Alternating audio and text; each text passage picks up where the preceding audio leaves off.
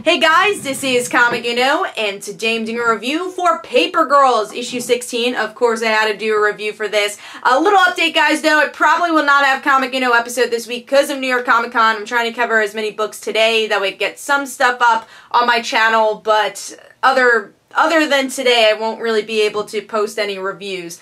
But let's start talking about Paper Girls, my favorite comic book out right now, so very stoked for this one to return. Let's start talking about the cover first. We got Tiffany in the front. I love this bright kind of pink, reddish, violet colors in the background. And then you get that Transformer type robot. We actually do learn a little bit more about him. So good cover because Tiffany is our main star for this arc. And the interior artwork, I mean, you get a lot of imaginative stuff here. You get to see some new characters. They definitely got some interesting looks. And I feel like they spread out the characters really well in this issue. Some good emotions. Not a lot of action, but you got robots in this. So you got, you know, when the robots show up, you got some action in those portions. And I did like that scene where we get to see Tiffany's video game kind of playing a part a bit more into the story. And yeah, a lot of new character designs because we get introduced to a lot of new characters. We get introduced to another new character in the end. So that was pretty cool. And then you got that nice board in the end of the issues. That was interesting of how this woman's been following them, following time travelers. But let's go into the story. What did I think of that? So with this issue, again, it's Tiffany arc, but it doesn't mean the other characters are not showcased. Just like every other arc, we've gotten the Mac arc, we've gotten KJ, we've gotten Erin, and we've gotten story with Tiffany, but not a major arc with her. So finally seeing that, and the year is 2000. So this is during the time of when everyone thought that the world was going to end because the computers wouldn't be able to figure out how to turn themselves into going into the year 2000. So, you know, it's the big controversy then, or the big thing people believed, that the world was going to end. And we actually see that the world is ending, that computers aren't working. And Erin and KJ and Mac are a bit confused because they've been to 2016. So they're like, how does the world end if we exist then? So they're a bit confused. Is the timeline different at all? Did this actually happen when they were in 2016? Obviously, we don't completely know the time travel stuff exactly yet, so we don't know.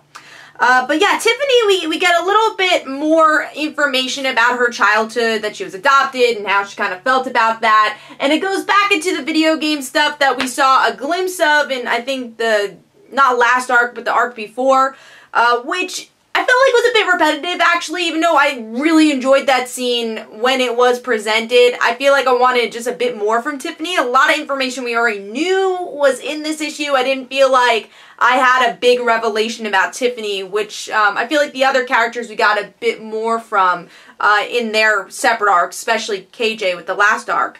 And then as Tiffany's going through all this and people not even seeing the robots, we do get to learn a little bit more about this world. So it opens up with these two characters. One character that's kind of, I guess, religious looking, because she does talk about her altar servers. So she does, I guess, have some religious connection. And this other guy who's known as the grandfather. So he gets this role. It seems like it's a new role for him. And it seems like these people are against the girls. They're actually starting a war with the girls, which is strange to see because these are girls just like not knowing what to do and not knowing what they're doing, and they want to get war on them. So we are learning a little bit more about this world and why the girls are going up against all these challenges is because of these people behind the curtain. And then going into Mac, KJ, and Erin, they're trying to figure out the mysteries within the paper. So they see the cartoons, the comic strips, and they think it's a clue. So Erin's like, all right, let's go to this house that's connected to the cartoon strip. And that's when we meet the weird lady who lives in a neighborhood that KJ says that they wouldn't deliver papers at, and she knows about time travelers. And I don't know if she knows exactly about them as time travelers and what they've been going through, but she's been following up. So it looks like she's going to be the one giving them the information about what is the world of Paper Girls. So if you've been waiting for answers, it looks like this arc is going to give us some. And overall, I thought the issue was a good setup. Again, we get a lot of different information about the world, some more pieces to the world.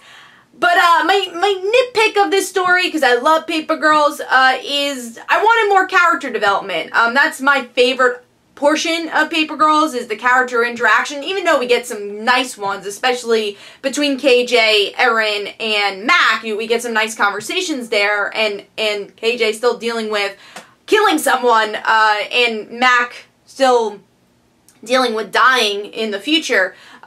We definitely get some interesting interaction there, but I wanted more from Tiffany because she is the main character, and even though we get a lot of panel time, I feel like we could have gotten more character development in this issue, because that's the standard for Paper Girls for me, is that every issue gets some mind-blowing character development.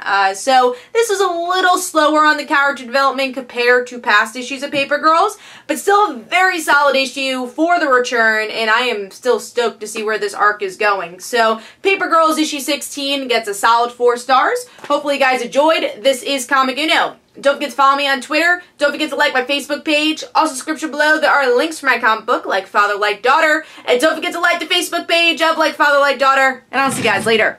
Bye.